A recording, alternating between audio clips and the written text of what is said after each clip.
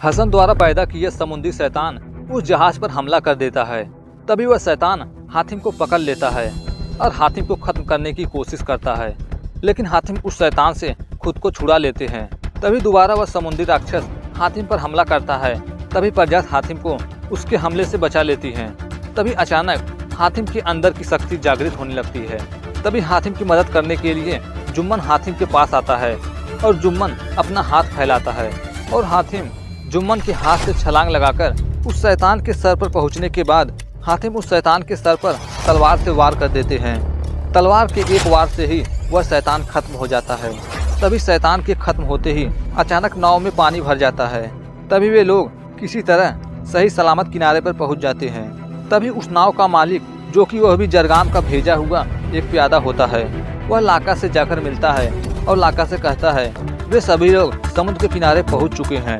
और वह लाका से बताता है कि हातिम के पास प्रजात के जाते ही न जाने हातिम के अंदर एक बिजली सी दौड़ जाती है और हातिम अपने तलवार के एक ही वार से उस समुद्री शैतान को खत्म कर दिया।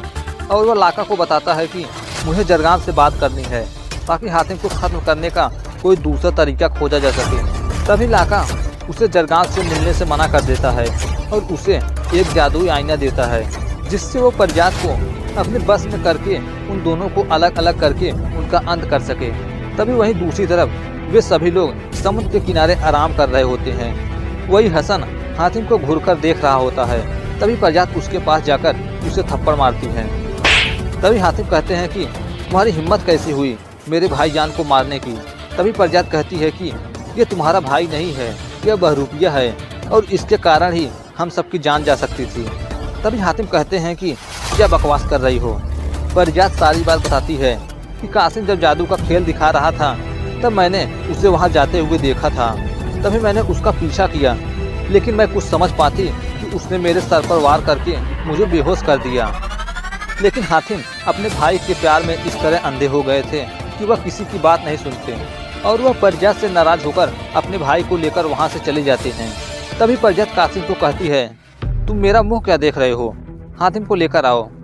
तभी कासिम जैसे ही हातिम को लेने के लिए वहां जाता है, लेकिन हातिम वहां पर उसे नहीं मिलता। तभी वहां अचानक उस नाव का मालिक यानी जरगाम का गुलाम लाका द्वारा दिया गया वह जादुई आईना कासिम को दिखाकर कासिम को अपने बस में कर लेता है। तभी वह कासिम को प्रजात के पास भेजता है और कासिम प्रजात से जाकर झूठ बोलता है और कहता है हातिम हमारे साथ आने से मना कर दिया। कासिम आगे झूठ बोलते हुए कहता है कि हातिम हसन के बहकावे में चला गया है, वह किसी की बात नहीं सुनेगा। हातिम ने मुझे बहुत मारा और तुम्हारे बारे में भी भला बुरा कहा। तभी वहाँ लाका का गुलाम यानी नाव का मालिक आता है और प्रजात से कहता है हमें अभी हातिम से बात नहीं करनी चाहिए क्योंकि हातिम अभी गुस्से में है, हमें सुबह तक इंतजार करना चाहिए। वहीं दूसरी तरफ हसन हातिम को बहकाने की कोशिश करते हैं और कहते हैं कि वे तुम्हारे दोस्त नहीं हैं, उन्हें तुम्हारी जरा भी फिक्र नहीं है, वे तुम्हें मनाने तक नहीं आए। और कहता है कि यदि तुम फिर भी उनके पास जाना चाहते हो तो तुम जा सकते हो, लेकिन मैं वहाँ नहीं आ सकता। वहीं अगली सुबह प्रजात हातिम को उस जंगल में काफ़ी समय तक उसकी तलाश करती है। तभी वहाँ कासिम आता है और वह झूठ बोलता है और कहता है मैं हर जगह ढूंढ लिया, मुझे हातिम और जुम्मन कहीं नहीं मिले। तभी वह नाव का मालिक आता है और कहता है हमें इस जंगल में भटकने से कुछ नहीं मिलेगा, हमें वहाँ चलना चाहिए जहाँ हातिम की अगली मंजिल है। तभी कासिम कहता है कि ये सही कर रहे हैं, हातिम जरूर ही इलाज के सराय के पास गया होगा। तभी वो आदमी कहता है कि इलाज, ये जगह तो मुझे पता है। तभी वह नाव का मालिक यानी अंशमान उन्हें वहाँ से उनकी मंजिल की ओर लेकर जाता है। वहीं दूसरी तरफ हातिम भी इलाज के बारे में हसन से पूछते हैं और हसन बताते हैं कि मैं इलाज का रास्ता जानता हूँ क्योंकि उसी रास्ते से मुझे वह नाव का मालिक लेकर आया था। और वह कहता है कि मुझे इलाज पहुँचने का एक छोटा रास्ता पता है और हसन उन दोनों को वहाँ से लेकर चला जाता है। तभी वहीं दूसरी तरफ लाका जरगाम से बताता है कि हातिम और प्रजात दोनों अलग अलग रास्ते पर जा चुके हैं और उन दोनों के बीच की दूरी काफ़ी बढ़ रही है। यह सुनकर जरगाम खुश हो जाता है।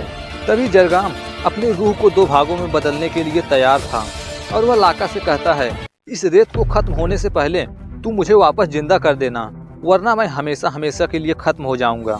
तभी लाका कहता है कि ऐसा कभी नहीं होगा मेरे आका। तभी जरगाम अपने रूह को दो भागों में बदलने के लिए उस जादुई खंजर से खुद पर वार करता है। वहीं दूसरी तरफ हातिम हसन के साथ आगे बढ़ रहे होते हैं। तभी हातिम हसन से पूछते हैं कि कासिम जब खेल दिखा रहा था तब कहाँ थे आप? हसन बताता है कि हातिम तुम ये सवाल मुझसे अब क्यों पूछ रहे हो? हातिम कहता है कि क्योंकि आप उस समय वहाँ नहीं थे। हसन कहता है कि हाँ हातिम, क्योंकि मुझे जादू, खेल, तमाशा ये सब मुझे अच्छा नहीं लग रहा था, इसलिए मैं वहाँ से चला गया। तभी हातिम कहता है कि आपको तो इस तरह के जादू खेल बहुत पसंद थे। तभी हातिम कहते हैं कि मुझे याद है जब आप मेले में जाया करते थे तो आपको ये सब कुछ बहुत अच्छा लगता था। तभी हसन कहता है कि मुझे याद है, लेकिन जब से मेरे साथ ये हादसा हुआ तब से ऐसा कहते कहते वह अचानक तबीयत खराब होने का नाटक करने लगता है और कहता है कि मेरी तबीयत कुछ ठीक नहीं लग रही है, मुझे थोड़ा आराम करना है। तभी रात हो जाती है और दूसरी तरफ कासिम, परजात और वह इंसान जंगल में बैठे होते हैं। तभी अंशमान कहता है कि यही समय है परजात को अपने बस में करने का, और वह एक कटोरे में पानी रखकर उस पानी में वह जादुई आईना उसमें डाल देता है, ताकि जैसे ही परजात उस पानी को पिए और वह उस आईने को देख ले और वह उसके बस में हो जाए। तभी अंशमान कासिम से वह पानी परजात को पिलाने के लिए कहता है, लेकिन वह पानी को जैसे ही पीने वाली होती है तभी वह उस आईने को देख लेती है और कासिम को थप्पड़ मारती है। थप्पड़ मारते ही कासिम उसके बस से आज़ाद हो जाते हैं। तभी कासिम सारी बात बताते हैं, उसने कैसे उसे अपने बस में किया था। तभी परजात उस कटोरे को कब का ही फेंक चुकी होती है। तभी अचानक अंशमान कासिम के गर्दन पर चाकू लगा देता है। वहीं दूसरी तरफ पूरी रात अंशमान कासिम के गर्दन पर चाकू लगाकर खड़ा होता है और परजात भी पीछे हटने वाली में से नहीं होती है। तभी अंशमान परजात से उस आईनों को देखने को कहता है। परजात कासिम की जान बचाने के लिए अंशमान की बात मान जाती है और उस आईने में अपना चेहरा देखने के लिए आईने को उठाती है। तभी आईने में परजात खुद को देखने की बजाय अंशमान को देखकर उस पर खंजर से वार कर देती है और अचानक अंशमान की मौत हो जाती है। तभी वे दोनों हातिम को ढूंढने के लिए कैलाश निकल जाते हैं। वहीं दूसरी ओर हसन हातिम से कहता है कि ये जानवर तो हमारे पीछे ही पड़ गया है, इसे भगा क्यों नहीं देते? तभी हातिम कहते हैं कि भाईजान, आपको हो क्या गया है? आप तो जानवर से बेहद प्यार करते थे, आज आपको हो क्या गया है? तभी हातिम सोचते हैं कि जुम्मन हसन से इतना डर क्यों रहा है, कहीं परजात का शक सही तो नहीं है।